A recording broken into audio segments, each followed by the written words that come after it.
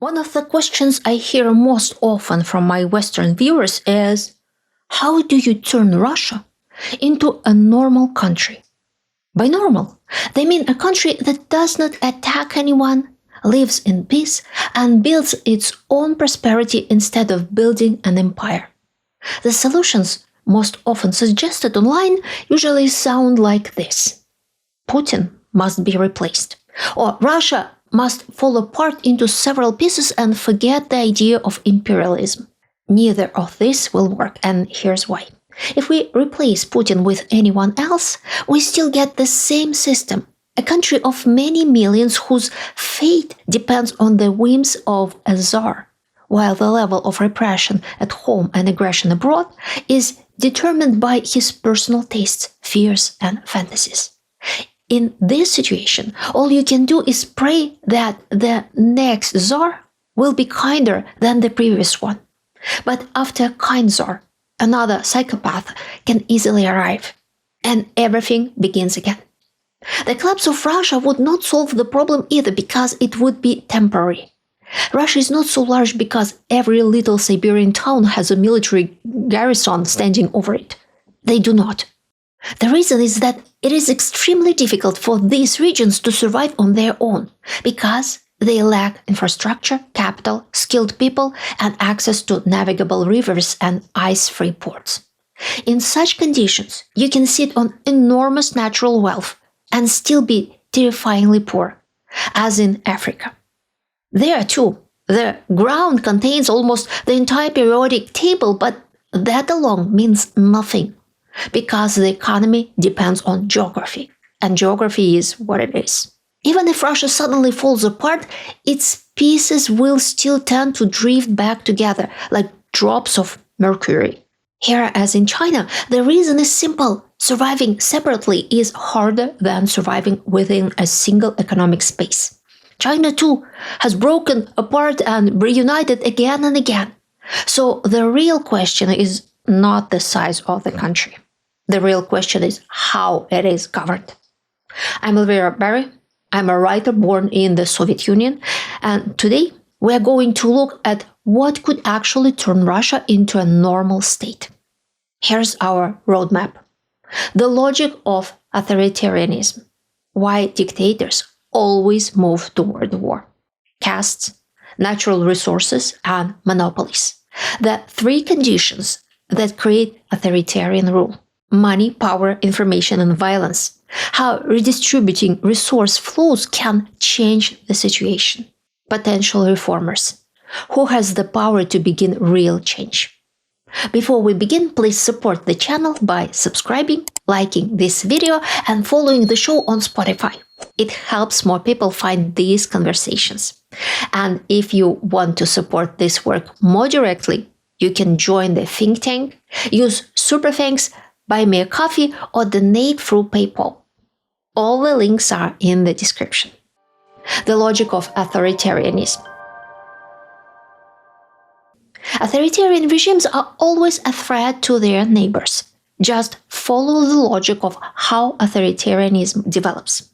A dictator usurps the highest office in the state and begins to control all of its resources. To secure his power, he appoints people not because they are the most competent, but because they are the most loyal. People who depend on him completely and therefore will defend him to the end. As a result, the quality of governance moves steadily toward zero, while the level of corruption, on the contrary, breaks every record. The country clearly loses the competition with other geopolitical players at its level. And everyone can see it. The elites, the ruler himself, and ordinary people. So the conclusion almost suggests itself. Let us start a war.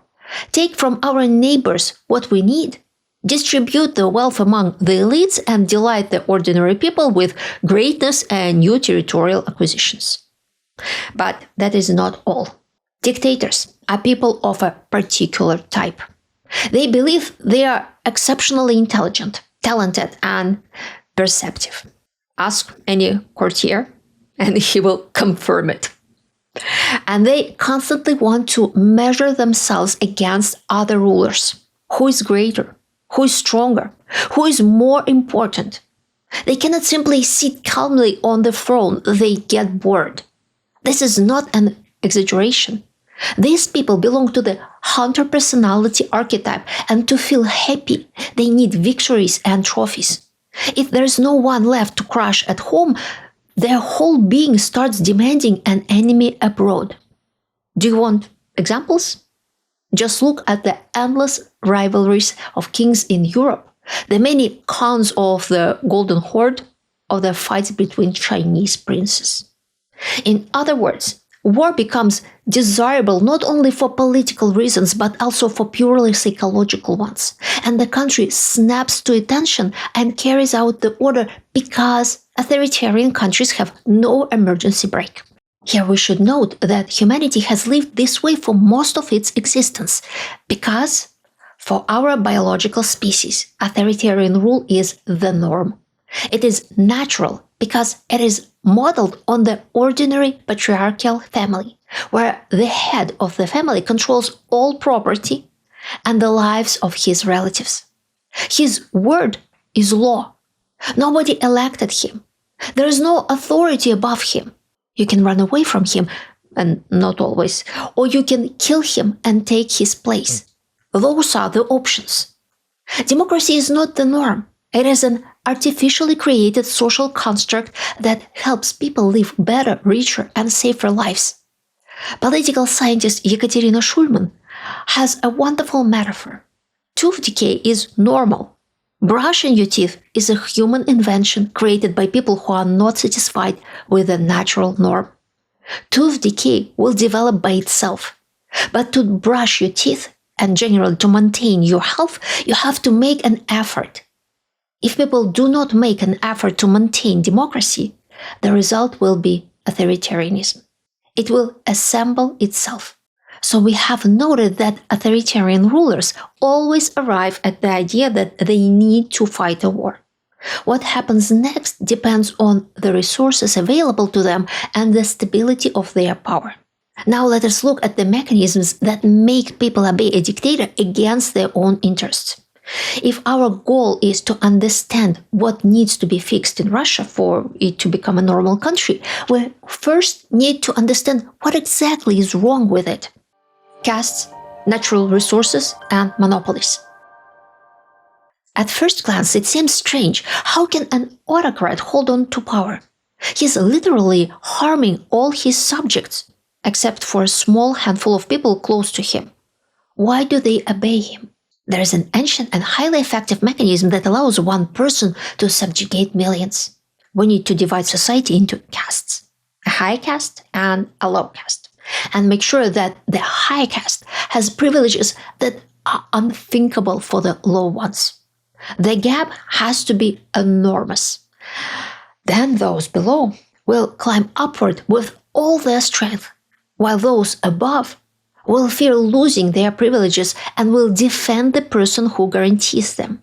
The supreme ruler has to keep rewarding the members of the higher caste so they remain personally invested in him. For that, he needs a steady source of income. The population can serve that purpose, of course, but people are troublesome.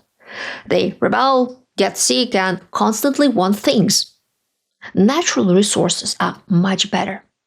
Then everything becomes wonderfully simple. You sell them, collect the money, feed the courtiers, and they secure your power. Meanwhile, the population lives somewhere out there, mostly on its own. You remember it during state holidays, catastrophes, or when you suddenly feel the urge to start a war. To cement this structure, you need to establish as many monopolies as possible, so that only you are the supreme arbiter. Only you can allow or forbid the transfer of major property, and you yourself make the laws, apply them, and control their enforcement. You need monopolies on education, weapons, foreign trade, information, land, religion. The more, the better. The ideal monopolist state was the USSR. Its citizens owned nothing of their own, not even their homes. The state, headed by the leader, owned the land and mineral resources, the education and healthcare systems, capital, industry, all communications, all information. The problem is that such systems are not viable. As soon as trouble begins with their source of income, they either lose the wars they themselves started or simply fall apart. But there's no reason to celebrate. Authoritarianism will restore itself if nothing is done. As we have already established, for our biological species, it is the natural state of things. Money, power, information, and violence. To reform Russia, the first thing that needs to be broken is the caste system. The main privileges of Russia's highest caste are the right to receive and distribute money from the state budget, the right to appoint and remove top officials, the right to control information, what people should know and what they should believe, the right to use violence. If the ruling elite is stripped of these privileges, it will no longer support the dictator because there will be no reason to do so. More than that, it will lose its monopoly over the resources that are redistributed inside the clans. And then, the mid-level and low-level subordinates will also have no reason to obey orders from above. How can this be done? The place to begin is financial reform, because in authoritarian regimes, money is the most important thing. Financial reform. In Russia, almost all taxes and fees flow to the center and are distributed from there. That is why Moscow and the federal government has such enormous power over the regions. That is precisely why Moscow can appoint officials in the provinces without taking the wishes of the population into account at all. The locals have to obey because without money, there will be nothing. Subsidies support not only the budgets of individual regions but entire industries as well. For example, the military-industrial complex, the auto industry, air travel, and much else. There are also countless state programs without which whole sectors of the economy would simply collapse.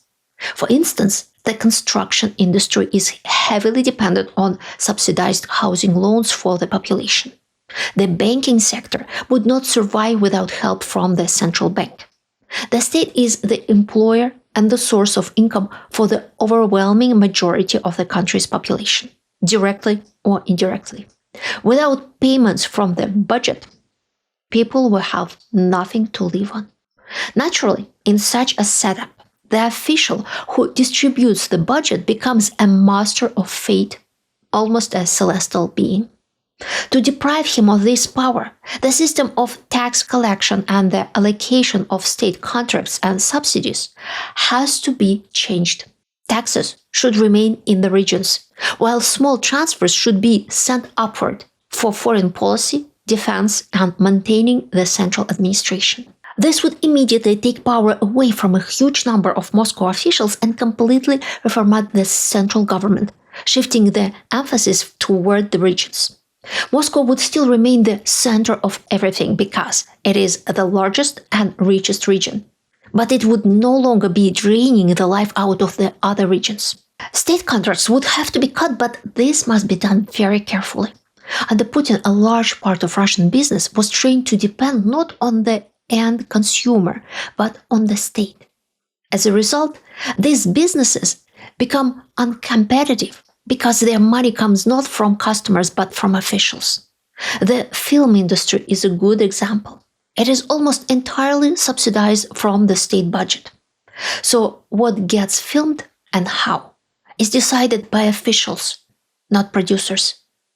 What the audience actually wants barely matters. The same thing happens in many areas, from road construction to drone assembly. If all state contracts and subsidies are abolished at once, the economy will crumble. But if everything is left as it is, this is the road to further degradation and the rebirth of authoritarianism. This is a very delicate subject and it requires serious thought. How to soften the blow and make sure that businesses begin to orient themselves toward the end consumer, while people do not suffer. The goal is simple. Officials should not run the country's economic life, and they should not decide who gets to earn money and who does not. Reform of state governance. Political reforms are also necessary. At the moment, almost all important officials in the country are appointed from above.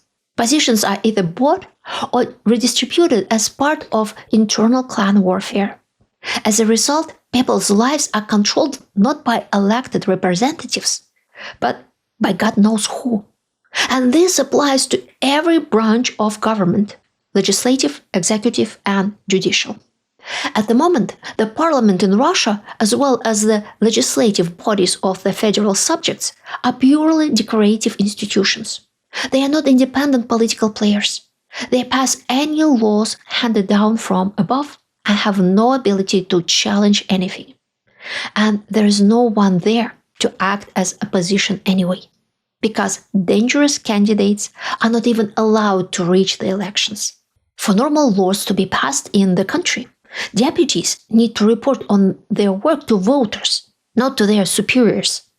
State funding of political parties must be abolished. The bans that prevent candidates from running must be removed. Deputies must be given real powers that allow them to solve problems and to control and restrain the executive branch. Gubernatorial and mayoral elections must be restored.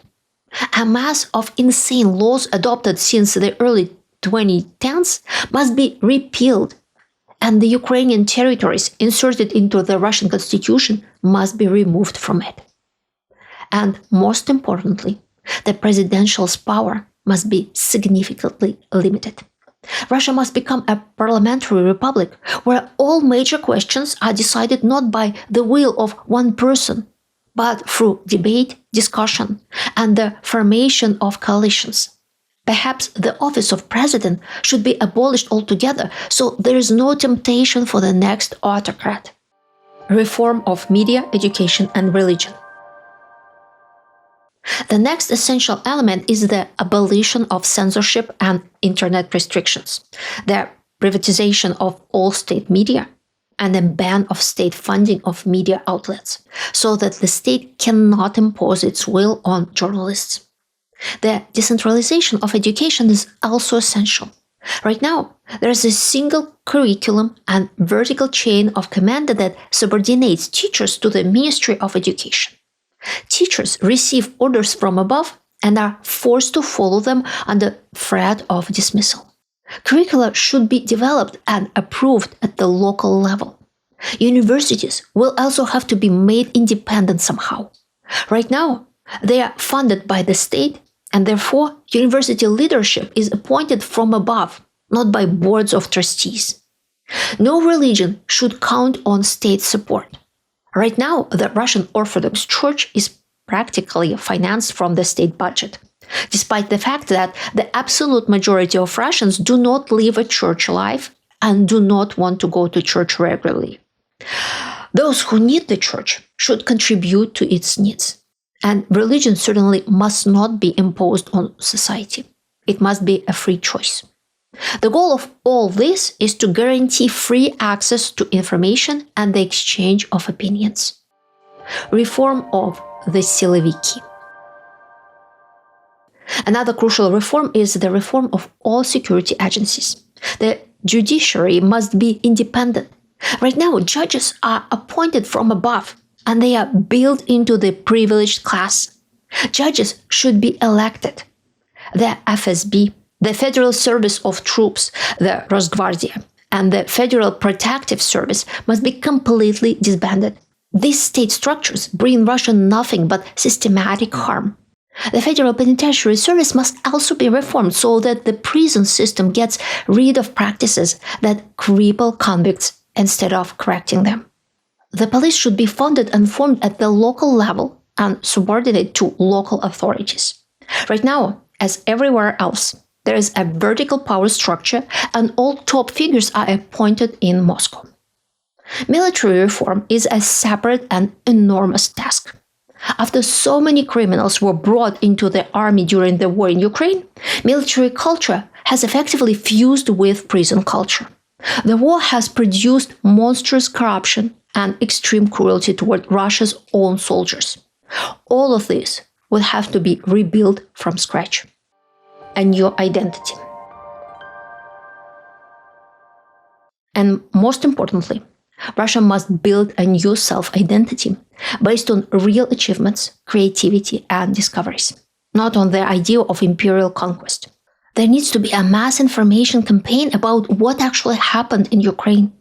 People need to be told exactly how and by whom they were deceived, seduced, and coerced, how much it cost, and what results it produced. It is necessary to explain why the deception worked. It is necessary to identify everyone who gave and carried out criminal orders that led to human casualties and destruction. Many people in Ukraine and in the West want to punish and isolate Russia. As I have said in my previous videos, this will only lead to a surge of nationalism, the emergence of a new Führer, and another war in 20 or 30 years. Humanity has already been through all this. This is exactly how Germany was treated in 1918 after its defeat in the First World War. And the result was a thirst for revenge, nationalism, and nostalgia for a strong leader. We do not need any of that. So the task of the outside world is to support healthy forces inside Russia. Potential reformers. All of this sounds wonderful, but the question is, who can launch these changes if all the resources are concentrated in the hands of the upper caste, the very group that would suffer as a result of reform? The privileged class will not give up power voluntarily. That much is obvious. So what options do we have? Let us look at the most realistic ones. A palace coup. The upper caste realizes that the course chosen by Putin will lead the country not only to military defeat, but also to serious economic problems. The president is removed, but in reality, this will not save the economy.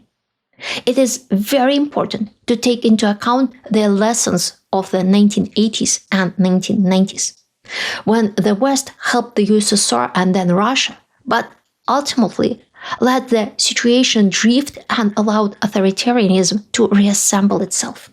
Sanctions should be lifted and any financial aid provided only on the condition that the reforms we discussed earlier actually begin. At the same time, the negotiators on the Russian side will need some kind of incentive. They will lose their status as untouchable gods, so they must receive something in return. Otherwise, they will dig in their heels and bet on a North Korea-style regime, one in which they personally remain comfortable while the rest of the population pays the price. Military defeat and an army revolt. This situation is much more complicated. Military people usually do not know how to run a state. If they seize power, the current elite will instantly scatter in their business jets and God knows who will take their place. They will wreck what remains, blame everything on external and internal enemies, redistribute property in their own favor, and trigger mass immigration, which would only make the economy deteriorate even faster.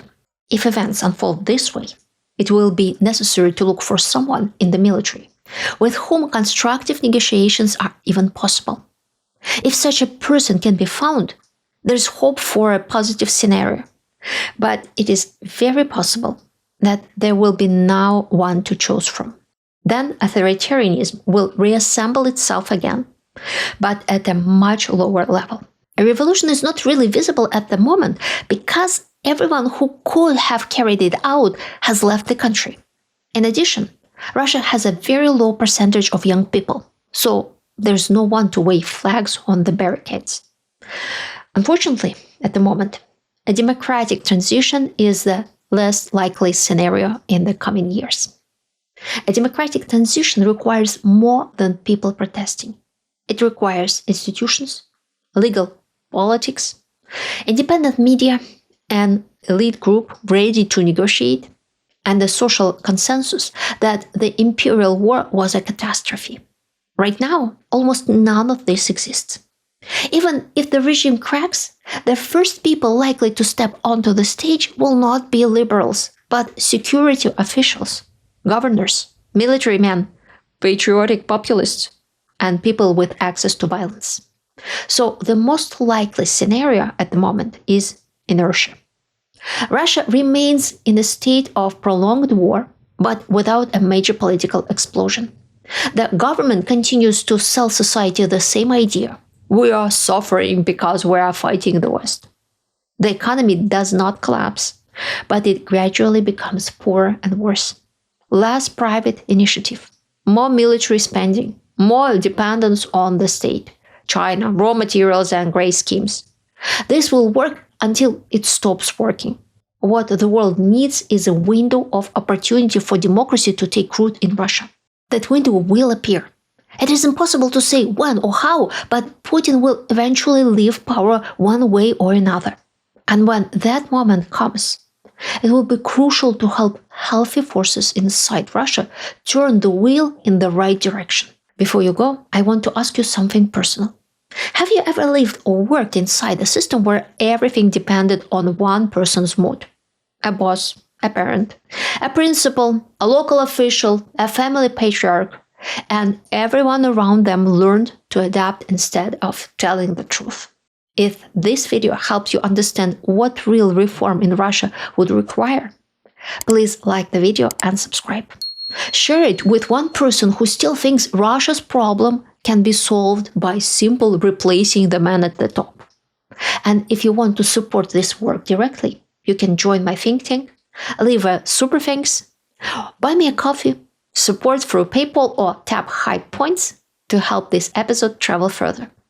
And for those listening on Spotify, follow the show so you don't miss the next one. Thank you for watching. See you next time.